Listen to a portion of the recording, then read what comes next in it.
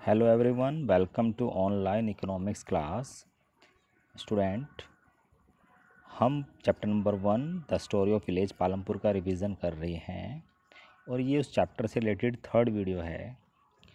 Last video में हमने discuss किया था अबाउट द मल्टीपल क्रॉपिंग और साथ में हमने ये स्टडी किया था कि किस तरह से हम सेम पीस ऑफ लैंड पर क्रॉप प्रोडक्शन को इंक्रीज़ कर सकते हैं।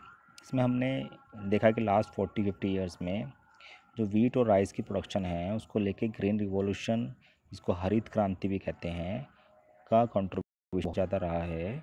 और आफ्टर द ग्रीन रिवॉल्यूशन ही ये पॉसिबल हो पाया कि हमारे इंडिया के अंदर use of HYV seeds increase हुआ और यूज़ ऑफ डिफरेंट मशीन्स और बेटर इरिगेशन फैसिलिटीज़ हम कर पाए। उसके बाद हमने ये पढ़ा था कि भाई क्या हमारी लैंड सस्टेन है, मतलब उसको धारण कर पाएगी। जो चेंजेस आफ्टर ग्रीन रिवॉल्यूशन हुए तो उसके कुछ ड्रॉबैक्स निकल के आए, जैसे सॉइल फर्टिलिटी कम हो गई है ना, क्योंकि heavy use of chemical fertilisers हुआ। और ट्यूबवेल का जब इरिगेशन हुआ उससे जो वाटर टेबल थी वो डिक्रीज़ हुई। ये भी हमने लास्ट वीडियो में डिस्कस किया था। चलिए आज हम डिस्कस करते हैं पालमपुर के अंदर डिस्ट्रीब्यूशन ऑफ लैंड कैसा है, या उसके फार्मर्स जो हैं उनके बीच में लैंड किस तरह से डिस्ट्रीब्यूट है। सो हमने ये स्टडी किया था कि 450 फैमिलीज़ हैं पालमपुर के अंदर, जिनमें से जो 1/3 है उन 450 फैमिलीज़ का, मतलब 150 फैमिलीज़ वो क्या है, लैंडलेस हैं। दे आर लैंडलेस फैमिलीज़ और उनके पास कोई लैंड नहीं है कल्टीवेट करने के लिए। और मोस्ट उनमें से क्या हैं, दे आर दलित्स। नाउ और जो रिमेनिंग है, the remaining families who own 240 families cultivate small plot of land. तो जो रिमेनिंग है बचती है उसमें से 240 फैमिलीज़ के पास स्मॉल प्लॉट ऑफ लैंड्स हैं, जिसकी जो लैंड का एरिया है वो 2 हेक्टेयर से कम है। तो जो 2 हेक्टेयर से कम लैंड का एरिया आता है वो स्मॉल फार्मर्स के अंदर आ जाता है। और अगर उससे भी कम मार्जिनल फार्मर के पास जाएँ तो उसके पास जो एरिया होता है कल्टीवेशन का वो 1 हेक्टेयर से कम होता है। तो यहाँ पर 2 हेक्टेयर से कम इन्होंने स्मॉल फार्मर्स को एक तरह शो किया हुआ है, तो वो 240 फैमिलीज़ हैं। और स्मॉल फार्मर्स जो है कल्टीवेट करते हैं इन प्लॉट्स को, और क्योंकि उनकी जो इनकम है वो भी कम है, क्योंकि उनके पास प्लॉट ऑफ लैंड कम है, तो वो उनकी जो इनकम है वो भी बहुत कम है। सो इसमें ये भी बताया गया है, एक एग्जांपल, एक केस स्टडी दी है कि 1960 में Govind was a farmer with 2.25 hectare of largely unirrigated land. मतलब उसके पास लैंड तो थी 2.25 हेक्टेयर, लेकिन उसमें से काफ़ी पार्ट ऐसा था जो अनइरिगेटेड था, जिस पर सिंचाई नहीं थी। सो गोविंद के 3 सन्स थे और वो उसमें, अब 3 सन्स थे तो वो 3 सन्स के बीच में फिर इक्वली डिस्ट्रीब्यूट हो जाएगी, और इक्वली डिस्ट्रीब्यूट होने के बाद हर एक के पास 1 हेक्टेयर से कम पार्ट ही आएगा। और वो लोग कैसे अपना गुजारा करते हैं, वो क्या करते हैं, वो बुफैलो, उनके पास बुफैलो है और उसके थ्रू उसका मिल्क सेल करके इस तरह से वो अर्निंग करते थे। तो आफ्टर सम ईयर्स गोविंद की डेथ हो जाती है। और अब ये बताया है, जो मैंने आपको बताया कि इसके जो पीस ऑफ लैंड है उनके बीच में डिस्ट्रीब्यूट हो जाता है। और अब क्या है कि क्योंकि वो पीस ऑफ लैंड काफ़ी कम है तो उनको अदर वर्क, एडिशन वर्क के लिए जाना पड़ेगा। चलिए अब एक ही इस इमेज को भी डिस्कस कर लेते हैं। ये जो इमेज है ये actually distribution of cultivation land in village Palampur को शो कर रही है। और जैसे हमने डिस्कस किया कि भाई बहुत सारे लोग ऐसे हैं, लगभग 240 फैमिलीज जिनके पास स्मॉल फार्मर कैटेगरी के अंदर आते हैं, या जिनके पास 2 हेक्टेयर से कम लैंड है। और बहुत कम ऐसे फार्मर्स हैं जिनके पास जो बिग फार्मर की कैटेगरीज में आते हैं। इसको थ्रू इमेज शो किया गया है। चलिए ये यहाँ पर कुछ इमेजेस और हैं। इन इमेजेस में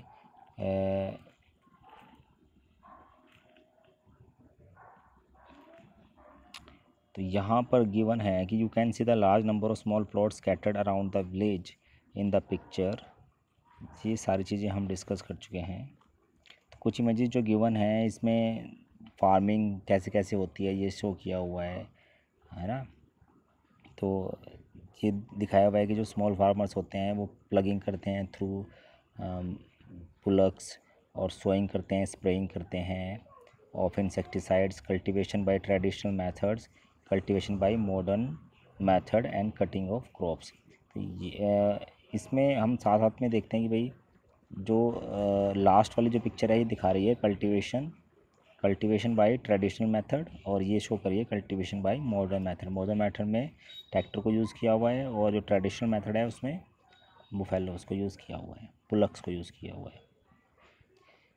नाउ चलिए, जो हमने नंबर ऑफ फार्मर्स डिस्कस किए थे उसको ग्राफिकल रिप्रेजेंटेशन से भी समझ लेते हैं। तो यहाँ पे अगर आप ग्राफ को देखेंगे तो जो कल्टीवेटेड एरिया है वो स्मॉल फार्मर के पास बहुत कम है, मतलब 36% है, और बाकी का जो 64% है वो येलो कलर से जो शो हो रहा है वो मीडियम और लार्ज फार्मर्स के पास है। वहीं पर जो नंबर ऑफ फार्मर्स हैं वो मीडियम और लार्ज कितने हैं, है ना, वो 20% है खाली, और 80% कैसे हैं, स्मॉल फार्मर्स। तो जो ज़्यादा स्मॉल फार्मर्स हैं उनके पास कल्टीवेशन एरिया कम है ना। तो एक तरह से ये ड्रॉबैक है बहुत बड़ा, जिसकी वजह से रूरल एरियाज़ के अंदर या जो स्मॉल फार्मर्स हैं उनकी इनकम जो होती है वो बहुत कम होती है, क्योंकि उनके पास कल्टीवेशन एरिया बहुत कम होता है।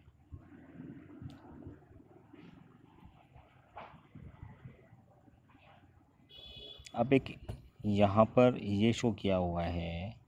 Now let me discuss the next topic, जो ये कहता है कि who will provide the labour, labour कौन प्रोवाइड करता है। अगर हम रूरल एरियाज़ के अंदर देखते हैं तो यहाँ पर डिफरेंट टाइप्स के फार्मर्स हैं, स्मॉल फार्मर्स भी हैं और बिग फार्मर्स भी हैं।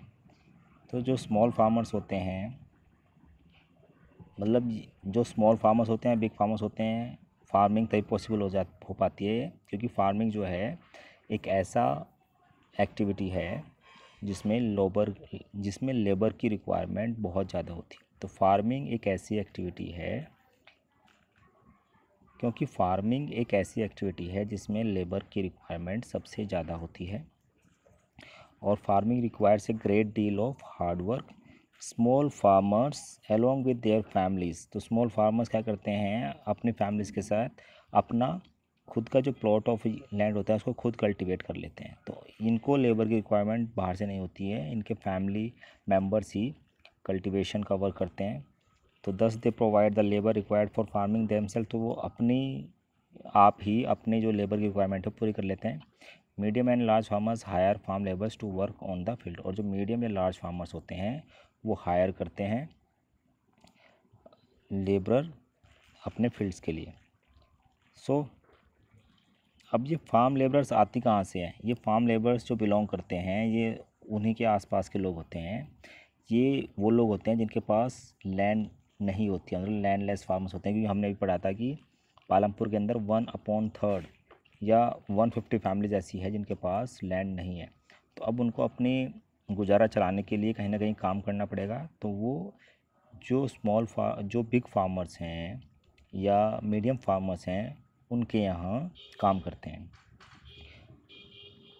या ये वो लोग भी हो सकते हैं जिनके पास, वो फैमिलीज़ भी हो सकती हैं जिनके पास जो पीस ऑफ लैंड है, जो स्मॉल प्लॉट ऑफ लैंड है, मतलब लैंड जो है बहुत कम है, तो ये वो लोग भी हो सकते हैं। तो unlike farmers, farm labour do not have a right over the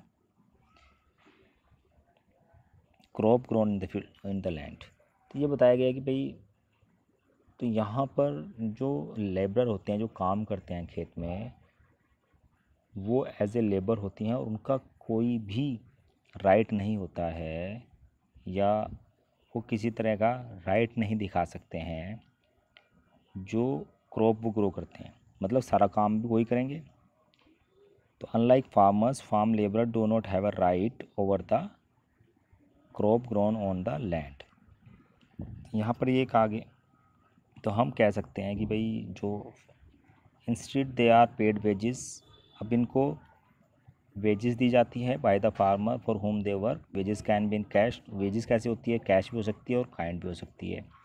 kind में क्रॉप के थ्रू हो सकती है, जैसे वीट सीजन में वीट दे दिया जाता है, राइस सीजन में राइस दी जाती है। Sometimes labour get meals also, कुछ समय में जो लेबर होती हैं उनको खाना भी दिया जाता है बाय द फार्मर्स, ये जो ओनर होते हैं उनकी। Wages vary widely from region to region, wages जो होती है या उनकी जो दिहाड़ी जिसको बोलते हैं, मेहनताना जिसको बोलते हैं, वो रीजन के वाइज अलग अलग हो सकता है, और कभी कभी क्रॉप के वाइज भी अलग अलग हो सकता है। जैसे जो हार्वेस्टिंग और सोइंग सीजन होता है उस टाइम एक्टिविटी बहुत ज़्यादा होती है, और तो एट दैट टाइम जो लेबर लेबर है या वेजेस हैं वो इंक्रीज़ भी हो जाती है। अब इन्होंने बताया कि जो फार्म लेबरर होता है वो डेली बेसिस पे भी काम करते हैं, और कुछ लोग ऐसे होते हैं जो फार्म एक्टिविटी करते हैं होल ईयर, है ना। दाला इज़ ए लैंडलेस, एक एग्जांपल दिया है दाला का, जो कि एक लैंडलेस लेबरर है और वो डेली बेसिस में ही काम करता है पालमपुर में, और उसकी वजह से वो मिनिमम वेजेस जो हैं, अब वो डेली बेसिस में काम करता है, this means it must regularly look for work, इसलिए उसको रोज़ कहीं ना कहीं काम के लिए देखना पड़ता है जिससे उसको कहीं पे काम मिल जाए। और जो मिनिमम वेजेस है फार्म लेबर की गवर्नमेंट ने जो सेट की है वो 60 पर डे है, बट दाला गेट ₹35 to 40। ये जो मिनिमम वेजेस हैं ये डिफरेंट बुक्स में डिफरेंट हो सकती है, ये थोड़ा सा पुराना PDF है तो ये शायद ऐसा शो हो रहा है, जबकि मिनिमम वेजेस जो गवर्नमेंट ने फिक्स किया है वो 270 के आसपास है। और जो ताला की अगर हम बात करें एक एग्ज़ाम्पल की, तो कहीं कहीं पर ये 160 भी पेड होती है।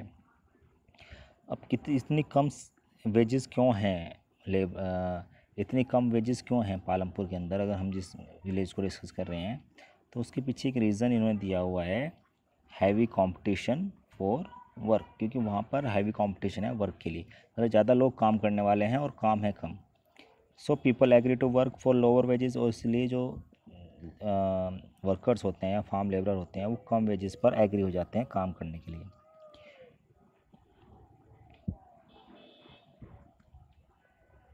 दाला complaints about his situation to Ramkali who is another farm labour, तो ये एक डिस्कशन दिखाया गया है कि वो डिस्कशन ऊपर दिखाया है कि ये दाला है ये रामकली आपस में डिस्कस भी कर रहे हैं कि ये कह रहा है कि भैया वो काम बहुत कम है, उसके पीछे रीज़न ये कह रहा है क्योंकि इसके पीछे रीज़न है कि बहुत सारी मशीन्स आ गई है, रामकली कह रही है, और जो हार्वेस्टिंग है वो ज़्यादातर मशीन्स के थ्रू होने लगी है।